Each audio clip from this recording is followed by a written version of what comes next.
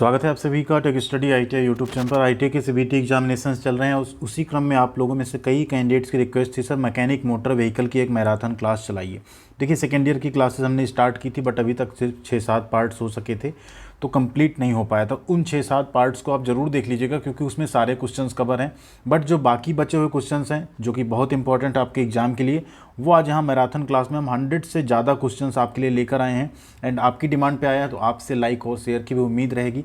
तो वीडियो को ढेर सारा लाइक और प्यार दीजिएगा, एंड साथ में चैनल को सब्सक्राइब करके बेल आइकन को दबा लीजिएगा। और अगर आपका भी एग्जाम है तो इन 100 क्वेश्चन हैं इनको, एंड जो इससे पहले हमने क्लासेस कराई सेकेंड ईयर प्लेलिस्ट की, और जो पुराने मॉडल पेपर्स हैं उनको देख के ज़रूर जाइएगा। आई होप आप अच्छा एग्जाम अपना कर पाएंगे। साथ में एम्प्लॉयबिलिटी स्किल, मैथ और साइंस की जो वीडियोज़ हमने कराई हैं, वर्कशॉप एप्लीकेशन साइंस और ड्राइंग की, उनको ज़रूर देख लीजिएगा सेकेंड ईयर की, जिससे कि आप उनमें भी फुल नंबर ला पाएँ अपना। ठीक है, आइए स्टार्ट करते हैं बिना किसी देरी, क्योंकि वीडियो काफ़ी लंबा भी होगा, तो वीडियो को अंत तक देखेंगे तो आपके लिए बेहतर होगा। एंड जल्दी आपको आरएसी की भी एक मैराथन क्लास हम करवाने की सोच रहे हैं, क्योंकि आरएसी की भी क्लासेस पूरी नहीं हो पाई हैं। बाकी जो क्लासेस जैसी रेगुलर चल रही हैं वैसी चैनल पे चलती रहेंगी। डेली पेपर का एनालिसिस भी आता रहेगा, उसे भी आप लोग ज़रूर देखिएगा। एंड कमेंट करके बताइएगा अगर आप एमएमवी सेकेंड ईयर में तो आपका एग्जामिनेशन कब है, या फर्स्ट ईयर में तो आपके एग्जामिनेशन कब से स्टार्ट है। यहाँ पे क्वेश्चन सीरियल नंबर्स हमने चेंज नहीं किए हैं, क्योंकि आपको समझने में आसानी होगी। पहला क्वेश्चन एक हमने रखा है यहाँ पे, what the battery system used for heavy vehicle. काफ़ी इंपॉर्टेंट क्वेश्चन है, 2020 से लेके अभी तक के सीबीटी एग्जाम में कई बार पूछा गया है। भारी वाहनों में कौन सी बैटरी प्रयोग की जाती है? तो भारी वाहनों में जो बैटरी हम प्रयोग करते हैं वो प्रयोग करते हैं 24 वोल्ट की। कितने? 24 वोल्ट की बैटरी प्रयोग करते हैं। नेक्स्ट है यहाँ पे, what the working principle of clutch. Clutch का कार्यकारी सिद्धांत क्या है? आप इसको भी इंपॉर्टेंट कैटेगरी में रख सकते हैं। क्लच का कार्यकारी सिद्धांत होता है आपका फ्रिक्शन, घर्षण के सिद्धांत पे आपका जो क्लच है वो काम करता है। अगला क्वेश्चन है, निम्न में से कौन सी प्रकार की क्लच है? ये भी कई बार पूछा गया था, 2021 के सीबीटी एग्जाम में कई बार ये रिपीट हुआ था क्वेश्चन। तो ये फिगर देख के आपको बताना, ये है आपकी कोन क्लच। इसमें एरिया आपको काफ़ी ज़्यादा मिलता है, इस वजह से ये क्लच हैवी जो व्हीकल्स होती हैं उसमें प्रयोग भी की जाती है। कैसा क्लच है ये? कोन क्लच है। ऑप्शन नंबर डी यहाँ पे राइट आंसर है। नेक्स्ट एक और क्वेश्चन है जो कई बार ये भी पूछा गया, what the permitted diffraction angle of tripod joint. Tripod joint का परमिटेड जो डिफ्रैक्शन एंगल है वो क्या होता है? तो ये होता है आपका 26 डिग्री। कितना होता है? 26 डिग्री। बिल्कुल याद कर लीजिएगा, ट्राइपॉड जॉइंट का डिफ्रैक्शन एंगल 26 डिग्री होता है। अगला क्वेश्चन है, which type of joint permit small diffraction angle and linear variation. किस प्रकार के जॉइंट जो हैं छोटे डिफ्रैक्शन कोण और रेखीय वेरिएशन के लिए यहाँ पे परमिट करते हैं? अब हिंदी में थोड़ा आगे आ जाता है, परमिट करते हैं। ठीक, क्वेश्चन नंबर 31 है आपका ये। तो वो होते हैं आपके कैसे जॉइंट? Flexible disc. ठीक है, कौन से होते हैं? फ्लेक्सिबल डिस्क टाइप के जो यहाँ पे जॉइंट होते हैं, वो थोड़ा बहुत डिफ्रैक्शन एंगल में जो है उसको क्या करते हैं? परमिट करते हैं लीनियर वेरिएशन पे। नेक्स्ट है question, which type of gear will have more than one tooth in contact at the same time. किस प्रकार के गियर में एक ही समय में एक से अधिक दांते आपस में मिले होते हैं? तो वो है आपका हेलिकल गियर। हमने क्लास में भी कराया था। कौन सा गियर आपका? हेलिकल गियर है। इसमें एक टाइम पे एक से अधिक दांते मिले होते हैं। ठीक, इस तरह से हेलिक्स के शेप में इसके क्या होते हैं? आपके टीथ होते हैं। नेक्स्ट एक क्वेश्चन है, which type of gear box provided with helical gear. किस प्रकार के गियर बॉक्स में हेलिकल गियर प्रयोग किए जाते हैं? ऑटो सिंक्रोमेस गियर बॉक्स में, कांस्टेंट मेस गियर बॉक्स में, स्लाइडिंग मेस गियर बॉक्स या सिंक्रोमेस। तो हेलिकल आपके प्रयोग होते हैं कांस्टेंट मेस गियर बॉक्स में। किसमें? कांस्टेंट मेस गियर बॉक्स जो होता है उसमें आपके हेलिकल गियर प्रयोग किए जाते हैं। अगला क्वेश्चन है, which is noise free clutch. इसमें से नॉइज फ्री क्लच कौन सा है? मोस्ट इंपॉर्टेंट क्वेश्चन है। नॉइज फ्री क्लच आपका होता है डायफ्राम स्प्रिंग टाइप क्लच जो होता है, ये आपका नॉइज फ्री क्लच होता है। कौन सा? Diaphragm spring type clutch. Option number B आपका यहाँ पे सही होगा। अगला क्वेश्चन है, what the name of part marked as X in the single plate clutch. एक सिंगल प्लेट क्लच में एक्स किस भाग को दर्शाता है? तो यहाँ पे फिगर आई थिंक हम डालना भूल गए शायद, हाँ डाला है हमने। ठीक है, तो यहाँ पे सिंगल प्लेट क्लच है, इसमें एक्स वाले पार्ट को पूछ रहा है कि ये क्या है। तो ये एक्स वाला पार्ट एक्चुअल में आपका फ्लाई व्हील है। ठीक है, क्या है? फ्लाई व्हील है। इस तरह का फिगर आपको मिलेगा, एक्चुअल में यहाँ हमने लिख दिया है। ठीक है, ये फिगर आपको मिलेगा और इसमें पूछेगा ये वाला पार्ट क्या है। तो ये वाला पार्ट आपका क्या है? फ्लाई व्हील है। ध्यान दीजिएगा, सबसे बाहर का पार्ट क्या होता है? फ्लाई व्हील होता है। हमने यहाँ पे एक दूसरा फिगर डाल दिया जिसमें आपको बाकी चीज़ें भी, क्लच पैडल है, फलक्रम पिन है, क्लच स्प्रिंग है। ठीक है, फ्रिक्शन लाइनिंग, क्लच प्लेट है, ये सारी चीज़ें यहाँ पे शो की गई हैं। ठीक, तो ये बाहर वाला पार्ट क्या है आपका? ये आपका फ्लाई व्हील है। ठीक। नेक्स्ट है which system making the drive cabin comfortable for driving. Driver cabin जो होता है, ड्राइव केबिन, उसे कौन सा सिस्टम एकदम आरामदायक बनाने के लिए दिया जाता है, तो वो होता है आपका HVAC सिस्टम। क्या होता है? HVAC system. HVAC सिस्टम का हम चाहेंगे फुल फॉर्म आप लोग कमेंट करें, क्योंकि क्लास में हमने बताया था, तो यहाँ पे हम नहीं बताएंगे, ये आपके लिए टास्क है। आप लोग कमेंट बॉक्स में HVAC का फुल फॉर्म जरूर लिखिएगा। अगला क्वेश्चन है which system deals with alternator. यहाँ कह रहा है अल्टरनेटर किस प्रणाली से संबंधित है, तो अल्टरनेटर आपका किससे संबंधित होता है? अल्टरनेटर आपका संबंधित होता है चार्जिंग सिस्टम से। किससे होता है? चार्जिंग सिस्टम से। राइट आंसर आपका ऑप्शन नंबर सी यहाँ पे। नेक्स्ट है what is the function of steering system. Steering प्रणाली का कार्य क्या है? To control the braking system, तो ब्रेक करेगी। To increase the engine RPM, engine करेगा। To guide the vehicle, to control the fuel system, तो गाइड द व्हीकल, ये आपका राइट आंसर है। वाहन को गाइड करना काम होता है किसका? स्टीयरिंग का। स्टीयरिंग से तो आप गाइड करते हैं ना, किधर जाना है किधर नहीं जाना है, तो वो कौन करेगा? स्टीयरिंग सिस्टम करेगा आपका।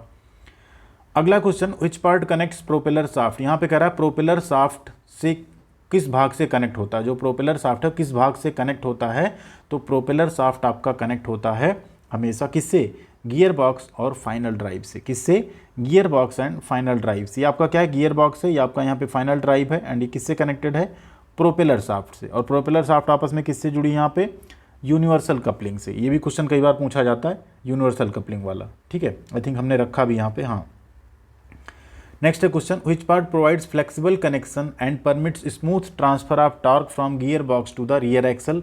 तो गियर बॉक्स से रियर एक्सल को कैसे ट्रांसमिट करेंगे, तो वही होता है आपका यूनिवर्सल जॉइंट लगा के। क्या करके? यूनिवर्सल जॉइंट यहाँ पे बनाते हैं गियर बॉक्स से एक्सल तक हम पावर ट्रांसमिट करने के लिए। नेक्स्ट है question how to rectify the hard gear shifting. Hard gear shifting को हम कैसे सुधार सकते हैं, तो हार्ड गियर शिफ्टिंग को सुधारने के लिए हमें क्या करना होता है? जो क्लच पैडल का फ्री प्ले होता है उसे एडजस्ट करना होता है। एडजस्ट क्लच पैडल का फ्री प्ले। देखिए यहाँ पे हम ऑप्शन सारे नहीं पढ़ रहे हैं, क्योंकि एक मैराथन क्लास है। डिटेल क्लास जो आपकी चल रही है उसको अगर आप देखते रहेंगे तो आपको एक्सप्लेनेशन वहाँ पे मिलती रहती हैं, ठीक है। Next question what the cause of hard gear shifting. Hard gear shifting का कारण क्या है, तो हार्ड गियर शिफ्टिंग का मेन कारण होता है आपका सिंक्रोनाइजिंग। जो आपकी यूनिट है अगर वो डैमेज हो जाएगी तो आपकी गियर शिफ्टिंग क्या होगी? काफ़ी हार्ड होगी, ठीक है। सिंक्रोनाइजिंग यूनिट डैमेज्ड, ये आपका हार्ड शिफ्टिंग का रीजन होता है। नेक्स्ट ये क्वेश्चन काफ़ी इंपॉर्टेंट, कई बार पूछा गया है। What the name of the angle marked as X in the camber. ये कह रहा है ये वाले एंगल को हम क्या बोलेंगे, ठीक है। Caster angle, king pin inclination, camber angle या इंक्लूडेड एंगल, इसे हम लोग बोलते हैं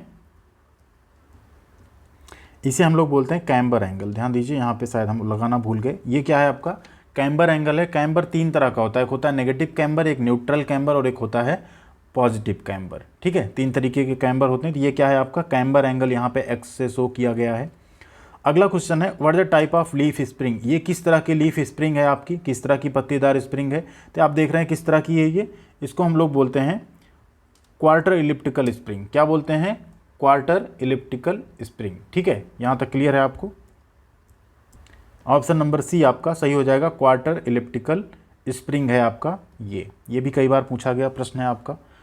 नेक्स्ट है यहाँ पे what the recommended value of, यहाँ वॉल्व लिखा है, एक्चुअल में वैल्यू होना चाहिए, value of combined angle in the steering system. Steering system में कंबाइंड एंगल जो है उसका मान कितना रहता है, तो कंबाइंड एंगल का मान होता है आपका 9 से 10 डिग्री, ठीक है। कितना होता है? 9 से 10 डिग्री स्टीयरिंग सिस्टम में कंबाइंड एंगल का मान होता है। नेक्स्ट है what the average power steering gear ratio followed in general. यहाँ कह रहा है आमतौर पे पावर स्टीयरिंग रेशियो में क्या जो है औसत अपना होता है वहाँ पे, तो ये होता है आपका जो ratio 20% less than manual steering. जो मैनुअल स्टीयरिंग होती है उससे 20% कम यहाँ पे आपको पावर जो है लगानी होती है। तो उसका जो गियर रेशियो भी क्या रहता है? 20% लेस रहता है, किससे? मैनुअल स्टीयरिंग से। नेक्स्ट है यहाँ पे what the name of part marked as X in the coil spring suspension. ये आपका एक कॉइल स्प्रिंग सस्पेंशन है, इसमें एक बार लगा हुआ है जिसको एक्स यहाँ पे बोला गया, पूछा गया क्या है। इसे एक्चुअल में हम लोग बोलते हैं स्टेबलाइजर बार। क्या बोलते हैं? स्टेबलाइजर बार बोलते हैं। जनरली जब बम्प वगैरह आता है तो ये क्या करता है? उसको दोनों तरफ बराबर स्टेबलाइज करता है, ठीक। उसके लिए यहाँ पे ये लगाया जाता है, इसको क्या बोलते हैं? स्टेबलाइजर बार। नेक्स्ट है question what the type of suspension. इस सस्पेंशन का आपको नाम बताना है। यहाँ आप देखेंगे ये एक यहाँ पे फिक्स जॉइंट है एंड एक रॉड के थ्रू यहाँ पे आपका एक्सल जो है, जो भी पहिया आपका क्या है, जुड़ा हुआ है, इसको हम लोग बोलते हैं टॉर्सन बार सस्पेंशन। क्या बोलते हैं? टॉर्सन बार सस्पेंशन बोलते हैं। एक तरफ ये चेचिस में माउंट रहता है, दूसरी तरफ क्या होता है आपका, यहाँ पे जो टॉर्सन बार है वो जुड़ा रहता है आपका सस्पेंशन आर्म के थ्रू। ठीक है, इसे क्या बोलते हैं? टॉर्सन बार सस्पेंशन बोलते हैं। कई बार ये भी क्वेश्चन पूछा गया आपके एग्जाम में। नेक्स्ट है क्वेश्चन, मोस्ट इंपॉर्टेंट कह सकते हैं आप इसको, what the type of shock absorber. ये किस तरह का शॉक एब्जॉर्बर है आपका? तो ये आपका शॉक एब्जॉर्बर कैसा है, ये आपको देख के ही पता चल जाएगा कैसा है, टेलीस्कोपिक टाइप का है। किस टाइप का है? टेलीस्कोपिक शॉक एब्जॉर्बर आपका ये है यहाँ पे। नेक्स्ट है, what the name of part marked as X in the wheel rim. ये आपका व्हील रिम है, पहिए की रिम है, इसमें एक्स वाले पोर्शन का नाम बताना है। तो ये है आपका यहाँ पे option number C, pressure sensor. क्या है ये? प्रेशर सेंसर है। अगला क्वेश्चन है, what the name of distance between most protruding portion on both side of tyre. Tyre की दोनों सबसे बाहरी सतहों के बीच की दूरी का नाम क्या है? तो दोनों जो सबसे बाहरी सतह होगी उसके बीच की दूरी क्या हो जाएगी? उसकी विड्थ हो जाएगी। क्या हो जाएगी? टायर की चौड़ाई यानी विड्थ। राइट आंसर क्या हो जाएगा आपका? Option number C. नेक्स्ट है, what the name of part marked as X in the cast wheel. ये आपका एक कास्ट व्हील है, इसमें एक्स वाला पोर्शन जो बताया गया ये क्या है? यहाँ पे टायर है, रिम है, ट्यूब या हब। तो ये क्या है आपका? हब है। आप लोग बड़ी आसानी से इसका आंसर कर पाएंगे। ये भी काफ़ी इंपॉर्टेंट, कई बार पूछा जाने वाला क्वेश्चन है। नेक्स्ट है, which type of wheel consist two separate disc are clamp together. किस प्रकार के पहिए में दो अलग अलग डिस्क एक दूसरे के साथ जुड़ी होती हैं? तो ऐसे व्हील को हम लोग कहते हैं स्प्लिट व्हील। क्या कहते हैं? स्प्लिट व्हील कहते हैं जिसमें दो अलग अलग डिस्क एक दूसरे के साथ क्या हों? जुड़ी हों। नेक्स्ट है यहाँ पे, which part of electronic power steering revert back to manual steering in case of failure in power steering. यहाँ कह रहा है इलेक्ट्रॉनिक पावर स्टीयरिंग का कौन सा पार्ट पावर स्टीयरिंग फेल या खराब होने पर उसे मैनुअल स्टीयरिंग में परिवर्तित कर देता है। तो ये काम आपका करता है कौन? Fail safe relay. कौन करता है? Fail safe relay. हिंदी में फेज लिखा है, इसको आप फेल पढ़ेंगे। फेल सेफ रिले आपका यहाँ पे राइट आंसर है। 133 नंबर क्वेश्चन है यहाँ पे, which device in electronic power steering converts the steering torque input and its direction into voltage signal. यहाँ कह रहा है इलेक्ट्रॉनिक पावर स्टीयरिंग में कौन सा डिवाइस है जो आपका यहाँ पे जो आप स्टीयरिंग टॉर्क है, ठीक, और उसका जो डायरेक्शन है उसे वोल्टेज के सिग्नल में परिवर्तित करता है। ये काम करता है आपका टॉर्क सेंसर। कौन करता है जी? टॉर्क सेंसर आपका ये काम करता है प्रभावी तरीके से इलेक्ट्रॉनिक पावर स्टीयरिंग में। ठीक है, नेक्स्ट यहाँ पे क्वेश्चन है, which is the heart of integral power steering system. Integral power steering system का हार्ट, हृदय क्या है, मतलब मेन पार्ट उसका क्या है? तो इंटीग्रल पावर स्टीयरिंग का मेन पार्ट जो होता है, उसका हृदय जो होता है वो होता है आपका रोटरी कंट्रोल वॉल्व। क्या होता है? रोटरी कंट्रोल वॉल्व जो होता है इंटीग्रल पावर स्टीयरिंग सिस्टम का हृदय होता है, हार्ट होता है। Next question, what the advantage of coil spring. Coil spring का लाभ क्या है? Good load carrying capacity, high steering and stability यानी उच्च स्टीयरिंग और स्थिरता, लो स्पेस का रिक्वायरमेंट यानी कम स्थान घेरता है, या प्रोवाइड ग्रेटर पेलोड, अधिक से अधिक भार प्रदान करता है, मतलब ले सकता है। तो अधिक भार तो नहीं ले सकता, उसके लिए हम लोग जनरली लीफ स्प्रिंग वगैरह यूज़ करते हैं। कॉइल स्प्रिंग का फ़ायदा ये है कि ये बहुत कम स्पेस में फिट हो जाता है। ठीक है, लो स्पेस की रिक्वायरमेंट होती है इसको लगाने के लिए। अगला क्वेश्चन है, which system provided between axle and chassis frame. यहाँ कह रहा है एक्सेल और चेसिस फ्रेम के बीच कौन सा सिस्टम प्रयोग किया जाता है? Braking system, suspension system, steering system या कूलिंग सिस्टम। तो एक्सेल और चेसिस के बीच हम यूज़ करते हैं सस्पेंशन सिस्टम। किसका यूज़ करते हैं? सस्पेंशन सिस्टम का। अगला क्वेश्चन है, which angle helps in self centering of wheels after negotiating a turn. एक मोड़ के पश्चात स्टीयरिंग स्वयं बीच में आ जाती है ना, तो ये प्रक्रिया के लिए कौन सा एंगल दिया जाता है? तो हमने आपको बताया था, इसके लिए होता है आपका किंग पिन इंक्लिनेशन। कौन सा एंगल होता है जी? किंग पिन इंक्लिनेशन आपका यहाँ पे राइट आंसर है, option number B. Next question है, which part of coil spring allows angular movement of linkage. यहाँ कह रहा है कॉइल स्प्रिंग का कौन सा भाग एंगुलर मूवमेंट लिंकेज को प्रदान करता है? बॉल जॉइंट, स्टेबलाइजर, टॉर्सन बार या लोअर कंट्रोल आर्म। तो जो बॉल जॉइंट होता है ये आपका यहाँ पे क्या करता है? एंगुलर मूवमेंट जो है प्रदान करता है लिंकेज को। नेक्स्ट है question, what the effect of weak suspension. अगर आपके व्हीकल में सस्पेंशन कमजोर है, सस्पेंशन सिस्टम कमजोर है तो क्या होगा? डायरेक्शनल अनस्टेबिलिटी ऑफ व्हीकल मतलब दिशात्मक अनियंत्रण होगा। Carrying excessive payload of vehicle, ज़्यादा भार ले जा पाएंगे। Unequal weight distribution of weight, या vibration damping is more effective, vibration ज़्यादा प्रभावी हो जाएगा। तो ऐसे थोड़ी होगा। कमज़ोर सस्पेंशन है तो आपको व्हीकल में डायरेक्शनल अनस्टेबिलिटी की प्रॉब्लम होगी, दिशात्मक अनियंत्रण आपको देखने को मिलेगा। नेक्स्ट क्वेश्चन है which type of shock absorber is easy for replacement and handling. कह रहा है किस प्रकार का शॉक एब्जॉर्बर बदलना और हैंडलिंग करना आसान होता है। When type, piston type, mechanical type या टेलीस्कोपिक टाइप।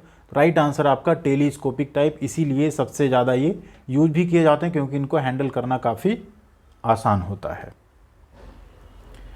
अगला क्वेश्चन है यहाँ पे 160 number, what the disadvantage of independent suspension system. Independent suspension system की क्या हानियाँ। आप नंबर पे मत जाइए क्योंकि नंबर हमने इसलिए नहीं बदले कि अगर आप भारत स्किल या निमी के PDF से पढ़ रहे हैं तो आपको समझने में थोड़ा सा आसानी होगी। नंबर चेंज करना हमारे लिए ज़्यादा बड़ी बात नहीं थी, बट नंबर इसीलिए हमने चेंज नहीं किया क्वेश्चंस का। ठीक है, आई थिंक क्वेश्चंस से आपको ज़्यादा मतलब होना चाहिए क्योंकि आपके एग्जाम में तो अलग ही नंबर आने वाला है। ठीक, तो यहाँ कह रहा है कि डिसएडवांटेज क्या है, इंडिपेंडेंट सस्पेंशन सिस्टम की हानियाँ क्या हैं।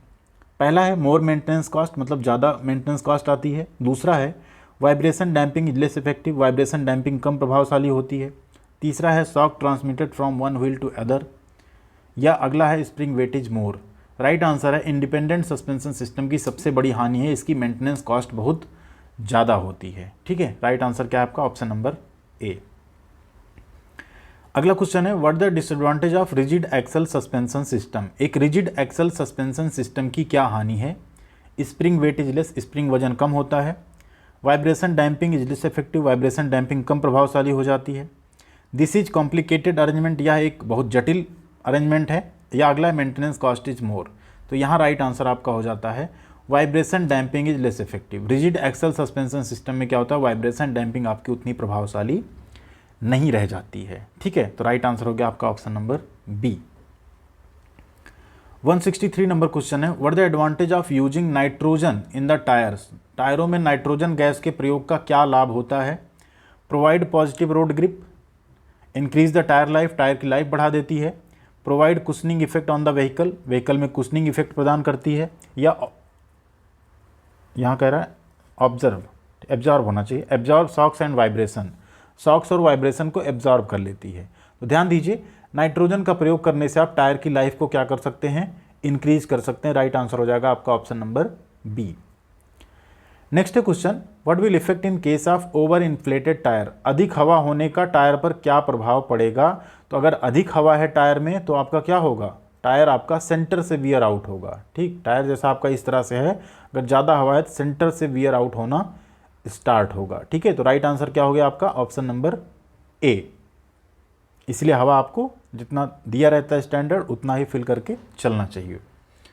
अगला क्वेश्चन है 168 number what the purpose of beads and plies provided in the tyre. Tyre में बीड और प्लाई देने का क्या उद्देश्य है। तो टायर में बीड और प्लाई देने का उद्देश्य क्या होता है, बेसिक पर्पज इसका होता है टायर को स्ट्रेंथ प्रोवाइड करना। बीड एंड प्लाई देने का पर्पज यही होता है टायर को आप क्या प्रदान करें, स्ट्रेंथ प्रदान करें, मजबूती प्रदान करें। अगला क्वेश्चन है what the purpose of spokes provided in the wheel. Wheel में जो स्पोक्स होते हैं ना, तीलियां जिन्हें कहते हैं, उनका लाभ क्या है। Provide accurate round of rim, मतलब रिम को उचित गोलाई प्रदान करते हैं वो।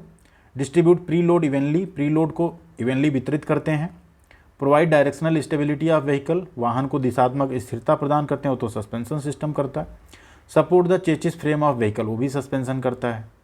ठीक है, तो यहाँ राइट आंसर क्या है, provide accurate round of rim. ठीक है, रिम को उचित गोलाई प्रदान करने के लिए स्पोक्स जो हैं वो प्रदान किए जाते हैं। अगला क्वेश्चन है what the disadvantage of excessive positive camber in the wheel alignment. यहाँ कह रहा है व्हील अलाइनमेंट में पॉजिटिव कैम्बर अगर ज़्यादा है तो उसकी हानि क्या होगी। देखिए एक्सेसिव अगर पॉजिटिव कैम्बर है तो फिर क्या होगा, आपका जो आपका आउटर एज है ना, टायर का क्या है, आउटर एज है, वो जल्दी घिसेगा। जल्दी क्या होगा, घिसेगा। कौन, आउटर एज। उसी जगह अगर नेगेटिव कैम्बर ज़्यादा है तो इनर एज जल्दी घिसेगा। ठीक है, ध्यान रखिएगा, दोनों क्वेश्चन आ सकते हैं। पॉजिटिव कैम्बर अधिक है तो आउटर एज, नेगेटिव कैम्बर अधिक है तो इनर एज। ठीक है, अगला क्वेश्चन है how to rectify the defect of noise in hydraulic steering. यहाँ कह रहा है स्टीयरिंग में अगर आवाज़ आ रही है, ठीक है, क्या आ रही है, हाइड्रोलिक स्टीयरिंग में अगर आवाज़ आ रही तो उसे आप कैसे ठीक कर सकते हैं? रिप्लेस द न्यू फ्लूइड, मतलब फ्लूइड को बदल देंगे। Fill fluid to correct level and bleed the system, आप क्या करेंगे? फ्लूइड को सही लेवल तक भरेंगे और सिस्टम को ब्लीड करेंगे, जो भी उसमें हवा है उसको निकाल देंगे। नेक्स्ट है adjust the torsion bar linkage, ठीक है, टॉर्सन बार लिंकेज को भी एडजस्ट करेंगे। राइट आंसर आप क्या करेंगे? यहाँ पे option D I think miss हो गया थोड़ा सा, बट आपका बी सही है, ध्यान रखिएगा। हम क्या करेंगे, जो सिस्टम है ना, पहले उसमें से हवा को ब्लीड करेंगे और फ्लूइड लेवल को हम पूरा करेंगे। स्टीयरिंग में जो आवाज़ आ रही है ना, नॉइज जो आ रहा है, वो आपका सही हो जाएगा। 176 नंबर क्वेश्चन है यहाँ पे, what the cause of noise in steering, steering में आवाज़ का कारण क्या है? अभी देखिए हम लोग ने क्या बात की थी, हवा को निकालेंगे तो हवा होना मतलब आवाज़ आएगी। तो राइट आंसर क्या हो गया? Presence of air in the fluid. अगर फ्लूइड में हवा की उपस्थिति है तो स्टीयरिंग में नॉइज आएगी, आवाज़ आएगी। Next question, what will be effect of negative scrub radius. यहाँ कह रहा है नेगेटिव स्क्रब रेडियस का क्या प्रभाव होगा? Wheel is cast to toe out, यानी पहिए में टो आउट होगा। Wheel is kept in straight position, पहिया सीधा रहेगा। The tyre centre portion wear out, tyre का मध्य भाग घिस जाएगा। या wheel is cast in toe in, यानी पहिए में टो इन इफेक्ट होगा। तो राइट आंसर क्या है? Toe in. Wheel is cast to toe in, पहिए में क्या होगा? टो इन होगा, अगर आपका जो स्क्रब रेडियस है वो नेगेटिव है उस केस में, ठीक है। नेक्स्ट है 182 number question, why rubber buffer is provided in the main spring of suspension system. कह रहा सस्पेंशन सिस्टम के मेन स्प्रिंग में बफर क्यों दिया जाता है? तो मेन स्प्रिंग में बफर देने का पर्पज आपका होता है, जो आपका यहाँ पे चेचिस फ्रेम है ना, उसे हैवी जर्क से बचाना। क्या करना? Protect chassis frame from heavy jerk, ठीक। इसीलिए हम सस्पेंशन सिस्टम में क्या करते हैं, मेन स्प्रिंग में हम लोग बफर प्रोवाइड करते हैं। किसके? रबर के बफर, ठीक है। जो क्लासेस हमने कराई थी उसमें आपने देखा भी होगा, रबर बफर इसलिए दिए जाते हैं कि जो हैवी जर्क है ना, उससे चेचिस फ्रेम को आप क्या करें? बचा लें। अगला क्वेश्चन है, what the cause of poor self centering in a vehicle. एक व्हीकल में, एक वाहन में अगर स्वयं बीच में नहीं आ रही स्टीयरिंग, सेल्फ सेंटरिंग नहीं हो पा रही, तो उसका क्या कारण हो सकता है? फिल्टर चोक होना, इम्प्रॉपर व्हील अलाइनमेंट, मतलब व्हील अलाइनमेंट सही ना होना, लूज व्हील लेवल का ढीला होना, या लो ऑयल लेवल कम होना। तो ऑयल लेवल और फिल्टर का तो यहाँ कोई रिलेशन नहीं है। राइट आंसर आपका है इम्प्रॉपर व्हील अलाइनमेंट। अगर आपका व्हील का अलाइनमेंट सही नहीं है तो आपका स्टीयरिंग खुद बीच में नहीं आएगा, सेल्फ सेंटरिंग आपका अच्छे से नहीं होगा। नेक्स्ट क्वेश्चन यहाँ पे 190, what will be the result of improper brake adjustment. अनुचित ब्रेक एडजस्टमेंट का क्या परिणाम होगा? अगर आप इम्प्रॉपर ब्रेक एडजस्टमेंट करते हैं तो क्या होगा? हार्ड स्टीयरिंग, व्हील वॉबलिंग, मतलब पहिया नाचेगा आपका, steering wheel play, steering wheel में प्ले आ जाएगा, या vehicle pulling to one side, वाहन एक तरफ खींचेगा। तो अगर ब्रेक एडजस्टमेंट आपका सही नहीं है तो आपका व्हीकल जो है वन साइड क्या होगा? खींचेगा। नेक्स्ट है question, what cause the defect of hard steering in the hydraulic power steering system. यहाँ कह रहा है हाइड्रोलिक पावर स्टीयरिंग में स्टीयरिंग हार्ड होने का क्या कारण है? Improper position of drop arm, यानी ड्रॉप आर्म की अनुमत position, tie rod loose fitting, tie rod की ढीली फिटिंग होगी, बैंड एक्सल बीम का मुड़ जाना, या improper size of tyre, tyre का अनुचित साइज। ध्यान दीजिए, अगर आपका हार्ड स्टीयरिंग है हाइड्रोलिक पावर स्टीयरिंग सिस्टम में तो उसका रीजन है आपका क्या? एक्सल बीम जो है आपका वो मुड़ गया होगा, बेंड एक्सल बीम, इस वजह से आपकी स्टीयरिंग हार्ड हो जाएगी।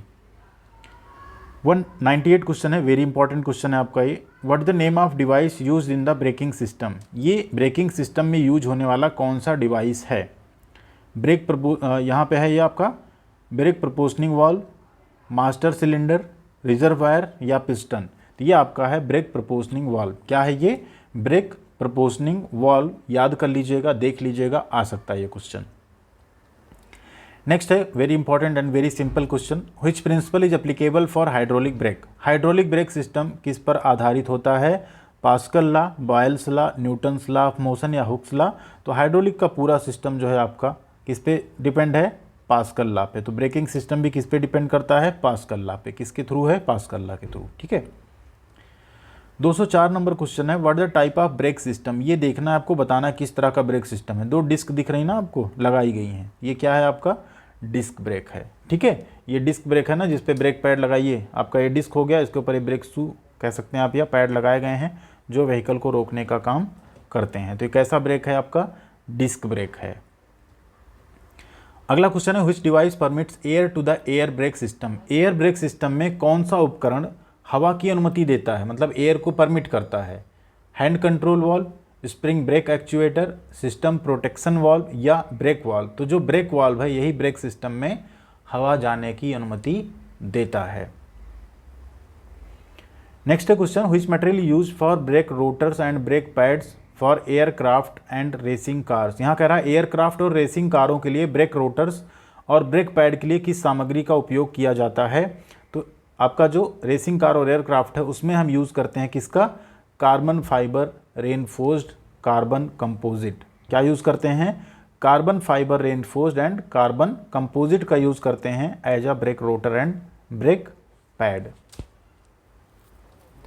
नेक्स्ट है question, what the material constituent of semi metallic brake lining. Semi metallic brake lining कौन सी धातु का मिश्रण होता है, कार्बन फाइबर का, एल्यूमिनियम ऑक्साइड का, फाइन पॉलिश्ड स्टील वूल का या कार्बन कंपोजिट का। राइट आंसर आपका option number C, fine polished steel wool का आपका क्या होता है, मिश्रण होता है सेमी मेटेलिक ब्रेक लाइनिंग जो होता है आपका। 214 नंबर क्वेश्चन यहाँ पे है, what the binding material used in the organic brake lining. Organic brake lining में बाइंडिंग मटेरियल कौन सा होता है, कई बार पूछा जाने वाला प्रश्न है। राइट आंसर आपका रेजिन। कौन सा है, रेजिन। बाइंडिंग मटेरियल कौन सा है, रेजिन है यहाँ पे। नेक्स्ट है 222 number question, what the purpose of brake proportioning valve in the braking system. Braking system में ब्रेक प्रोपोर्शनिंग वाल्व का उद्देश्य क्या है। तो ब्रेक प्रोपोर्शनिंग वाल्व का उद्देश्य क्या होता है यहाँ पे, प्रोवाइड बैलेंस्ड ब्रेकिंग। एयर को वही भेजता है ना वहाँ पे, अभी वहाँ ब्रेक वाल्व की बात हुई थी, तो क्या करता है, provide balance braking. Balance braking देना इसका काम होता है, किसका, प्रोपोर्शनिंग वाल्व का। ठीक।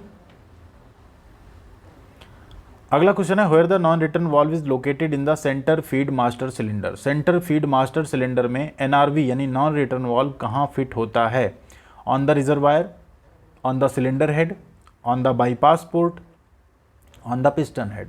राइट आंसर है ऑन द पिस्टन हेड। ठीक, जो आपका एनआरवी है नॉन रिटर्न वाल्व है वो कहाँ फिट होता है, सेंटर फीड मास्टर में, पिस्टन हेड पे। अगला क्वेश्चन है, what the purpose of ji sensor. Ji sensor का उद्देश्य क्या है, looking pressure inside wheel cylinder, measuring declaration rate of vehicle, मतलब वाहन की मंदी दर, जो डिक्लेरेशन रेट है ना, डी एक्सेलरेशन होना चाहिए एक्चुअल में, measuring D acceleration rate of vehicle. अगला है reduce pressure at wheel cylinder, wheel cylinder का प्रेशर कम करना। या अगला है detect wheel lockup condition, wheel lockup की स्थिति का पता करना। तो जी सेंसर का काम यहाँ पे है measuring D acceleration rate of vehicle, किस रेट से व्हीकल मंदी पे जा रही है, मतलब ब्रेक लगने के बाद वो रुक रही है, उसे यहाँ पे जी सेंसर जो है मेजर करता है। अगला क्वेश्चन है, what is the function of traction control system. Traction control system का उद्देश्य क्या है, प्रिवेंट व्हील स्पिनिंग को रोकना, release the pressure to expansion tank, expansion tank का प्रेशर कम करना, रिड्यूस द इंजन टार्क को कम करना, या रिड्यूस स्टीयरिंग इफेक्ट कम करना। ध्यान दीजिए, ट्रैक्शन कंट्रोल सिस्टम का काम होता है व्हील स्पिनिंग को प्रिवेंट करना, रोकना। ठीक है। नेक्स्ट है, काफ़ी इंपॉर्टेंट क्वेश्चन है, what the validity for international driving licence. अंतर्राष्ट्रीय ड्राइविंग लाइसेंस की वैधता क्या होती है। तो अंतर्राष्ट्रीय ड्राइविंग लाइसेंस की वैधता होती है 1 साल। कितनी होती है, 1 साल। 233 नंबर क्वेश्चन है, how to define a vehicle constructed to carry more than 6 passengers but not more than 12 passenger. मतलब मोर देन 6 ले जा सकती है बट मोर देन 12 नहीं ले जा सकती, तो ऐसे व्हीकल को हम क्या कहेंगे। लाइट मोटर व्हीकल तो नहीं कह सकते, मैक्सी कैब कहेंगे, गुड्स कैरिज कहेंगे, या कॉन्ट्रैक्ट कैरिज कहेंगे। देखिए, गुड्स कैरिज तो माल ढोने की गाड़ी हो गई, अनुबंध की गाड़ी हो गई, हल्का मोटर वाहन कहेंगे नहीं। राइट आंसर क्या है आपका, मैक्सी कैब। क्या बोलते हैं उसे, मैक्सी कैब। 234 क्वेश्चन है, what the age limit prescribe to drive transport vehicle. Transport vehicle चलाने की उम्र कितनी है। तो ट्रांसपोर्ट व्हीकल चलाने की उम्र कितनी होती है आपकी, 20 साल होती है। अब आप लोग ये क्वेश्चन का आंसर दीजिएगा कि लाइट मोटर व्हीकल चलाने की उम्र कितनी होती है। ठीक है। अगला क्वेश्चन है, what the validity period for transport vehicle licence. Transport vehicle licence की वैलिडिटी कितनी होती है। ट्रांसपोर्ट व्हीकल लाइसेंस की वैलिडिटी होती है 3 ईयर्स। कितनी होती है, 3 ईयर्स। अगला सवाल आप लोगों से है, जो नॉर्मल व्हीकल्स होती हैं उनको चलाने की जो लाइसेंस होती है उसकी वैलिडिटी कितनी होती है, आप लोग कमेंट करके बताइएगा। नेक्स्ट क्वेश्चन है, what does the traffic sign indicate. इस ट्रैफिक साइन को देख के बताना है क्या इंडिकेट कर रहा है। एक तरफ इधर तीर दिख रहा है, एक तरफ इधर तीर दिख रहा है, इसका मतलब क्या है, ये 2 वे ऑपरेशन है। क्या है, option number A, 2 way operation. Next question है 247, what does red circle instructs in traffic sign. Traffic sign में जो रेड सर्कल है वो क्या निर्दिष्ट करता है। व्हाट शुड बी डन मतलब क्या करना चाहिए, what should not be done क्या नहीं करना चाहिए, इन्फॉर्मेशन साइन होता है या काशनरी साइन होता है। ध्यान दीजिए, रेड मतलब खतरा, तो क्या नहीं करना चाहिए ये आपका रेड सर्कल जो है, लाल सर्कल आपको बताता है। गोल सर्कल है आपका, तो ये बताएगा क्या नहीं करना है आपको। अगला क्वेश्चन है, which form is used for declaration of physical fitness in the motor vehicle act. कौन सा फॉर्म फिजिकल फिटनेस की घोषणा करने के लिए मोटर व्हीकल एक्ट में प्रयुक्त होता है, तो वो होता है आपका फॉर्म 1। कौन सा होता है, option number A form 1। 250 question यहाँ पे, why form 9 is required for driving licence in motor vehicle act. Motor vehicle act में ड्राइविंग लाइसेंस के लिए फॉर्म 9 की आवश्यकता क्यों होती है। तो फॉर्म 9 क्या है, to intimate loss to driving licence, driving licence खोने की सूचना के लिए है। For renewal of driving licence मतलब ड्राइविंग लाइसेंस के रेनुअल के लिए है। टू डिक्लेयर फिजिकल फिटनेस, या अगला है फॉर नो ऑब्जेक्शन सर्टिफिकेट। यहाँ आपका राइट आंसर है for renewal of driving licence. जब आप ड्राइविंग लाइसेंस रेनुअल कराने जाते हैं तो आपको फॉर्म 9 जो है उसकी आवश्यकता पड़ती है। Next question, what will be the contributory cause for engine noise. Engine की शोर के लिए अंशदायी कारण क्या होता है। डिफेक्टिव प्रेशर रिलीफ वाल्व मतलब प्रेशर रिलीफ वाल्व खराब हो, इनकरेक्ट क्वालिटी ऑफ फ्यूल ईंधन ही खराब हो, डिफेक्टिव फ्यूल इंजेक्शन पंप खराब हो आपका फ्यूल पंप, या अगला है लो कंप्रेशन प्रेशर। राइट आंसर आपका हो जाता है यहाँ पे इनकरेक्ट क्वालिटी ऑफ फ्यूल अगर होगा तो इंजन में जो है आपका एक कंट्रीब्यूटरी काज जिसे कहते हैं ना अंशदायी आपको शोर एक सुनाई देगा। नेक्स्ट है question, what the outcome of starting engine with corroded battery terminal. यहाँ कह रहा है कोरोडेड एकदम खराब बैटरी टर्मिनल वाले इंजन को स्टार्ट करने का क्या रिजल्ट क्या आउटकम मिलेगा आपको। इंजन रन इरेटिकली, इंजन जो है डावाडोल रूप से चलेगा, चला बंद हुआ टाइप का। लो पावर जनरेशन, कम पावर जनरेट होगी। अगला engine will not start, engine start ही नहीं होगा। अगला इंजन बिल ओवरहीटेड, इंजन गर्म होगा। ध्यान दीजिए, खराब बैटरी के साथ इंजन आपका स्टार्ट नहीं होगा। नेक्स्ट है question, what the result of weak compression pressure. यहाँ कह रहा है वीक कंप्रेशन प्रेशर, कमजोर कंप्रेसर प्रेशर का क्या परिणाम होगा। हाई ऑयल कंजम्पशन मतलब ऑयल की खपत बढ़ जाएगी। लो फ्यूल कंजम्पशन ईंधन की खपत कम होगी। लोअर पावर जनरेशन कम पावर जनरेट होगा। या अगला engine will not start, engine start नहीं होगा। ध्यान दीजिए, कंप्रेसर का अगर आपका यहाँ प्रेशर कम है, ठीक है, वीक कंप्रेशन आपका है अगर प्रेशर का, तो आपका पावर भी क्या होगा, लो होगा, कम पावर जो है आपका उत्पादन होगा इंजन से। नेक्स्ट है question, what the name of device used in the ignition system. ये इग्निशन सिस्टम में यूज होने वाले डिवाइस का आपको नाम बताना है। डिस्ट्रीब्यूटर है, इग्निशन कॉइल है, कंडेंसर है, या कॉन्टैक्ट ब्रेकर है। तो ये आपका राइट आंसर है यहाँ पे option number C condenser. Next question है, what the firing order for 4 cylinder engine. 4 cylinder engine का फायरिंग ऑर्डर क्या है। तो 4 सिलेंडर इंजन का फायरिंग ऑर्डर होता है 1342। क्या होता है 1342, याद कर लीजिएगा 1342 या 1342। 277 नंबर क्वेश्चन है, what the name of this sensor. ये सेंसर आपको देख के बताना है कैसा सेंसर है ये, ठीक, फिगर के साथ दिया गया है यहाँ पे।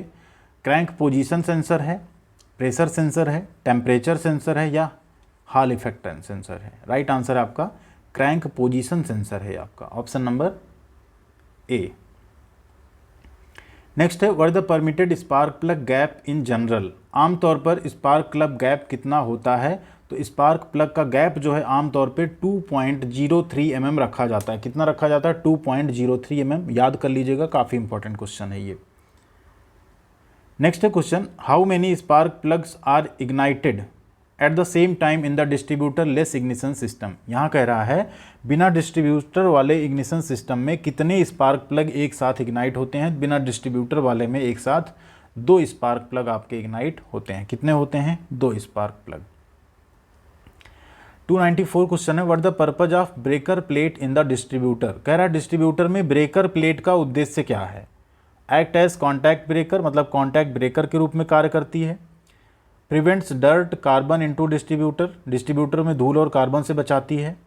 Conduct the ignition surge to the electrode, यानी इलेक्ट्रोड के लिए इग्निशन उछाल एक मतलब सर्ज, इग्निशन सर्ज जो है क्रिएट करती है। या अगला distribute high tension surge to ignition coil, ignition coil को हाई टेंशन का सर्ज देती है, बांटती है मतलब, ठीक। राइट आंसर आपका ब्रेकर प्लेट का कार्य है डिस्ट्रीब्यूटर को धूल और कार्बन से प्रोटेक्ट करना, प्रिवेंट करना, बचाना।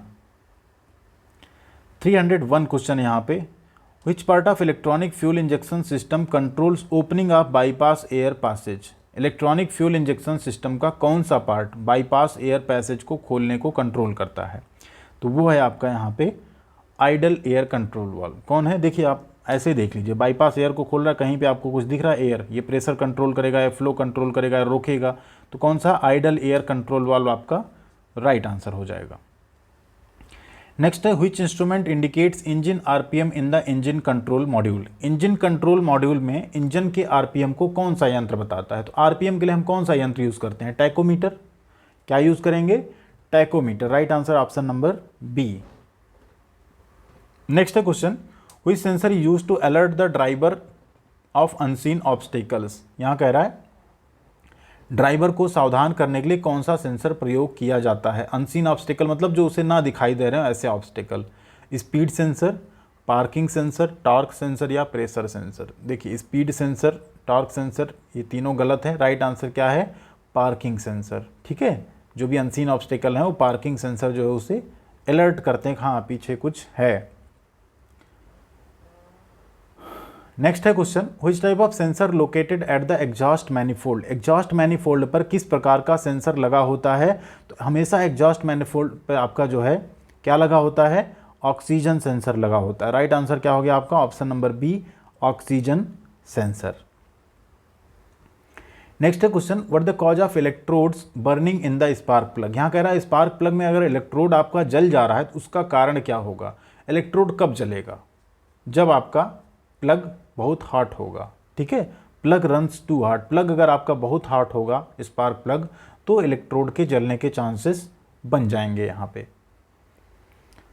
Next question, what the name of alternator part. इस अल्टरनेटर पार्ट का आपको नाम बताना है। क्या है ये? अल्टरनेटर का ये एक पार्ट है, इसे हम लोग कहते हैं ड्राइव एंड फ्रेम। पूछा जा सकता है ये क्वेश्चन, काफ़ी इंपॉर्टेंट है, याद कर लीजिएगा। ठीक है, क्या है ये? Drive end frame. Next question, what the name of part marked as X in the steering system. ये आपका पूरा स्टीयरिंग सिस्टम है, चाबी यहाँ पे लगाई गई, ठीक है, गियर्स हैं यहाँ पे बने हैं, तो ये एक्स वाला पार्ट क्या है? ये एक्चुअल में आपका क्या है? स्टार्टिंग मोटर है। क्या है? Starting motor. राइट आंसर आपका ऑप्शन नंबर डी। अगला क्वेश्चन है यहाँ पे, which type of DC starter motor generally used in automobiles. Automobile में आमतौर पर कौन सी डीसी स्टार्टर मोटर प्रयोग की जाती है? तो ऑटोमोबाइल में हमेशा हम यूज़ करते हैं सीरीज टाइप डीसी मोटर। कैसी यूज़ करते हैं? ऑटोमोबाइल में जो डीसी स्टार्टर मोटर होती है वो सीरीज टाइप की मोटर होती है जिसका हम प्रयोग करते हैं। याद कर लीजिएगा, मोस्ट इंपॉर्टेंट है। Next question, what the type of winding used in DC starter motor. यहाँ कह रहा है डीसी स्टार्टर मोटर में कौन सी प्रकार की वाइंडिंग यहाँ पे होती है? तो वो होता है आपका संट टाइप। राइट आंसर क्या है आपका? Option number D, shunt type. Next question, what the working principle of alternator. Alternator का कार्य सिद्धांत क्या है? अल्टरनेटर का कार्य सिद्धांत होता है आपका option number C, electromagnetic induction. क्या होता है? Electromagnetic induction. ठीक, option number C. Next question, how the alternator field terminal is connected to the battery. कह रहा है अल्टरनेटर का जो फील्ड टर्मिनल है वो बैटरी से कैसे कनेक्टेड होता है? By ignition switch, by indicator lamp, by charge indicator, by voltage regulator. ध्यान दीजिए, वो कनेक्ट होता है इग्निशन स्विच से, इंडिकेटर लैंप से थोड़ी कनेक्ट होगा। ठीक, किससे होता है? इग्निशन स्विच से आपका अल्टरनेटर का फील्ड जो है, फील्ड टर्मिनल बैटरी से कनेक्ट होता है। किससे? इग्निशन स्विच से। अगला क्वेश्चन है, what the function of rotor assembly. Rotor assembly का कार्य क्या है? रोटर असेंबली का कार्य होता है आपका option number B, carries driving pulley and cooling fan. Rotor assembly पे क्या क्या रहता है आपका? ड्राइविंग पुली और कूलिंग फैन जो होता है आपका वो यहाँ पे लगा होता है रोटर असेंबली पे। ठीक है, फंक्शन होता है उसका। Next question, which type of winding is connected to the starter switch in the solenoid switch. यहाँ कह रहा है सोलेनाइड स्विच में स्टार्टिंग स्विच से किस प्रकार की वाइंडिंग कनेक्ट होती है? तो सोलेनाइड स्विच में स्टार्टिंग स्विच से कनेक्ट होती है आपकी पुल इन वाइंडिंग। कौन सी वाइंडिंग होती है? पुल इन वाइंडिंग आपकी जो है स्टार्टिंग स्विच से कनेक्ट होती है। नेक्स्ट क्वेश्चन है, what the minimum RPM of crankshaft required to start the engine. Engine को स्टार्ट करने के लिए क्रैंक शाफ्ट को कम से कम कितने आरपीएम की ज़रूरत होती है, मतलब क्रैंक शाफ्ट कितने आरपीएम पे रिवोल्यूशन पर मिनट पे घूमने लगेगी तो इंजन को आप स्टार्ट कर सकते हैं। तो मिनिमम है वो आपका 100 आरपीएम। क्या है, 100 आरपीएम की ज़रूरत होती, क्रैंक शाफ्ट को 100 आरपीएम पे घूमती तो इंजन आप स्टार्ट करते हैं, ठीक है, या होता आप कह सकते हैं। अगला क्वेश्चन है, what the purpose of alternator. Alternator का उद्देश्य क्या है। Produce more electricity at high RPM, high RPM पे ज़्यादा इलेक्ट्रिसिटी बनाना, बिल्कुल नहीं। Produce more electricity at low RPM, ये आपका यहाँ पे राइट आंसर है। अल्टरनेटर का काम होता है लो आरपीएम पे ज़्यादा इलेक्ट्रिसिटी प्रोड्यूस करना, option number B. Next question, what the cause of low voltage output from alternator. Alternator से लो वोल्टेज आउटपुट का क्या कारण है। अगर अल्टरनेटर आपका लो वोल्टेज आउटपुट दे रहा है तो इसका मतलब है वहाँ पे जो रेगुलेटर है वो क्या है, खराब है, फॉल्टी रेगुलेटर आपका यहाँ पे राइट आंसर हो जाएगा, option number A. Next question, what the colour of pilot lamp provided in the vehicle. यहाँ कह रहा है व्हीकल में पायलट लैंप जो है उसका कलर क्या होता है। कई बार पूछा जाने वाला प्रश्न है ये। पायलट लैंप का कलर होता है आपका ग्रीन, ऑप्शन नंबर बी हरा। अगला क्वेश्चन है, what the gas filled in the sealed beam headlights. यहाँ कह रहा है जो सील्ड बीम हेडलाइट्स होती हैं उसमें कौन सी गैस भरी होती है। तो सील्ड बीम हेडलाइट में आपकी इनर्ट गैस यानी आर्गन गैस जो है ये भरी रहती है, ऑप्शन नंबर सी आपका यहाँ पे राइट हो जाएगा। Next question, what the advantage of using side indicator in a vehicle. कह रहा है व्हीकल में साइड इंडिकेटर के प्रयोग का लाभ क्या है। तो व्हीकल में साइड इंडिकेटर का प्रयोग हम इसलिए करते हैं कि क्या हो, जब आप दाएं या बाएं मुड़ रहे हो तो दुर्घटना से बच सकें, ठीक है, इसीलिए साइड इंडिकेटर क्या होते हैं व्हीकल में दिए रहते हैं। इनका यही फ़ायदा होता है कि जब भी आप दाएं या बाएं मुड़ रहे हो तो एक्सीडेंट ना हो। 379 नंबर क्वेश्चन है, what the use of tail light. Tail light का इस्तेमाल क्या है। जो गाड़ियों में पीछे लाइट होती है ना, टेल लैंप हेड लैंप बोलते हैं ना, तो टेल लैंप का काम क्या है। टेल लैंप या टेल लाइट का काम होता है पीछे की व्हीकल को इंडिकेट करना कि हाँ आपने अभी ब्रेक मारी, आप रुक रहे हैं या क्या कर रहे हैं, वो सारी चीज़ें टेल लाइट जो है पीछे की व्हीकल्स को इंडिकेट करती है सो दैट एक्सीडेंट वगैरह से बचा जा सके। 381 नंबर क्वेश्चन है, which light provide effective illumination during snowfall. यहाँ कह रहा है स्नोफॉल के समय कौन सी लाइट असरदार रोशनी प्रदान करती है। तो स्नोफॉल के टाइम पे जो फॉग लाइट्स होती हैं, ठीक है, वो आपकी यहाँ पे थोड़ी सी असरदार रोशनी प्रदान करती हैं। अगला क्वेश्चन यहाँ पे 385 नंबर है, which lighting circuit provided with dip and dim switch. देखिए डिप और डिम किस में मिलती है। डिप और डिम मिलती है आपकी हेडलाइट सर्किट में। किस में मिलती है, हेडलाइट सर्किट में। बाइक वगैरह में भी आपने देखा होगा, कार में भी होता है। डिप और डिम किस में होता है, हेडलाइट वाली सर्किट में। अगला क्वेश्चन है, what the name of device. इस डिवाइस का आपको नाम बताना है, क्या है। कंडेंसर है, इवेपोरेटर है, रिसीवर है, एक्सपेंशन वाल्व है। ये आपका इवेपोरेटर है। क्या है, option number B evaporator. Next question, what the function of condenser. Condenser का काम क्या होता है। कंट्रोल द रेफ्रिजरेंट फ्लो, मतलब रेफ्रिजरेंट जो है उसके बहाव को नियंत्रित करना। अगला है absorb moisture in the system, system में नमी को सोखना। नेक्स्ट है कूल द हॉट रेफ्रिजरेंट, गर्म रेफ्रिजरेंट को क्या करना, ठंडा करना। या convert refrigerant in vapour, refrigerant को वाष्प में परिवर्तित करना। तो कंडेंसर का काम होता है कूल द हॉट रेफ्रिजरेंट, जो आपका गर्म रेफ्रिजरेंट है उसे क्या करना कंडेंसर करता है, ठंडा करता है। ये अगला क्वेश्चन यहाँ पे, where the ambient temperature sensor is located in the vehicle. Vehicle में, वाहन में एम्बिएंट टेम्परेचर सेंसर कहाँ लगा होता है। तो वो लगा होता है आपका कहाँ पे, बिहाइंड द ग्रिल, जो आप गियर होना चाहिए, सॉरी यहाँ पे, ठीक है, कहाँ लगा होता है, गियर के पीछे, option number A, sorry behind the grill यहाँ पे राइट आंसर होगा आपका, गियर नहीं, बिहाइंड द ग्रिल, ठीक, ग्रिल के पीछे आपका लगा होता है, हिंदी में गलत हो गया है। अगला क्वेश्चन है, what the expansion of ICAT in the vehicle safety system. Vehicle safety system में ICAT का फुल फॉर्म बताना है आपको। तो ICAT का पूरा नाम होता है intelligent computerised anti theft system. क्या होता है, intelligent computerised anti theft system. Next question है, what the purpose of seat belt pre tensioner. यहाँ कह रहा है सीट बेल्ट के जो प्री टेंशनर हैं उसका पर्पज, उसका उद्देश्य क्या है। तो सीट बेल्ट के प्री टेंशनर का उद्देश्य होता है जो भी वहाँ पे बैठा है उसे क्या करना, hold the occupant tightly in the seat, seat पे बैठे व्यक्ति को मजबूती से पकड़ना, इसलिए उसमें प्री टेंशनर जो है वो दिए गए रहते हैं। नेक्स्ट है क्वेश्चन 425 यहाँ पे, which device inflate the air bag in few milliseconds during vehicle collision. यहाँ का बहुत इंपॉर्टेंट क्वेश्चन, ध्यान रखिएगा, वाहन के टकराने के दौरान कौन सा उपकरण एयर बैग को कुछ मिली सेकेंड में ही फुला देता है। Semi belt, seat belt pre tensioner ये तो नहीं करेगा, स्टीयरिंग लॉक ये भी नहीं करेगा, जीपीएस ट्रैकर इसका काम ही नहीं, वो कौन करता है, इन्फ्लेटर मॉड्यूल। कौन है, इन्फ्लेटर मॉड्यूल, ठीक है, ऑप्शन नंबर डी। नेक्स्ट है क्वेश्चन यहाँ पे आप देखिए, Which type of ECU is the combination of ECM and TCM in the vehicle। ध्यान दीजिए, कह रहा है किस तरह का ECU, ठीक है, जिसे हम बोलते हैं यहाँ पे, तो यहाँ पे ECU का मतलब आपका क्या है, ECU का मतलब होता है आपका इंजन कंट्रोल यूनिट। ECM का मतलब क्या है, ECM का मतलब होता है engine control module, and TCM का मतलब होता है आपका ट्रांसमिशन कंट्रोल मॉड्यूल, ठीक है। तो ये कौन सा है, राइट आंसर आपका PCM। क्या राइट आंसर हो गया आपका यहाँ पे, PCM क्या होता है, आप सोच रहे होंगे ECM TCM को मिला के जो बना, तो PCM को बोलते हैं पावर ट्रेन कंट्रोल मॉड्यूल। क्या बोलते हैं, पावर ट्रेन कंट्रोल मॉड्यूल, ठीक है। ये कह लीजिए आप एक तरह से पावर, जो PCM है आपका ना, ये आपका हार्ट एंड ब्रेन सब कुछ है मॉडर्न जो कार हैं उनका, ठीक। अगला क्वेश्चन है 442 यहाँ पे, which type of manual provide information about engine number, chassis number and engine capacity. किस प्रकार का मैनुअल जो है इंजन नंबर, चेसिस नंबर और इंजन की क्षमता के बारे में जानकारी देगा, तो वो है आपका लेबर गाइड, ठीक है। जो लेबर गाइड होती है उसमें आपको ये सारी जानकारी जो है प्रदान की गई रहती है, ठीक है। नेक्स्ट है question 437 number, what the cause of window glass is not lifting while motor running properly. यहाँ कह रहा है कि जो विंडो है ना, खिड़की के शीशे हैं, वो ऊपर नहीं उठ रहे हैं जबकि मोटर चल रही है तब भी, तो क्या रीजन हो सकता है।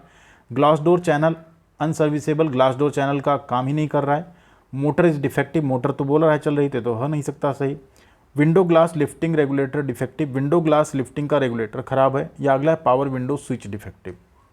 ध्यान दीजिए, राइट आंसर आपका हो जाएगा ऑप्शन नंबर सी, जो विंडो ग्लास लिफ्टिंग रेगुलेटर है ना, वो आपका ख़राब है, इस वजह से आपका मोटर चलने पे भी खिड़की के शीशे ऊपर नहीं उठ रहे हैं। तो ये जो आपने टोटल क्वेश्चन देखे, 100 से ज़्यादा क्वेश्चन यहाँ पे हो चुके हैं, अप्रॉक्स ये 109 क्वेश्चन है टोटल, ठीक है ना, 109 तो 108 होंगे, आई थिंक हम बता ही देते हैं आपको एग्जैक्टली। टोटल 109 क्वेश्चंस यहाँ पे हमने आपको कराए हैं, एंड आई होप आप एग्जामिनेशन में अच्छा परफॉर्म कर पाएंगे। वीडियो कैसी लगी जरूर बताएगा, वीडियो को लाइक व शेयर एंड चैनल को सब्सक्राइब जरूर कर लीजिएगा।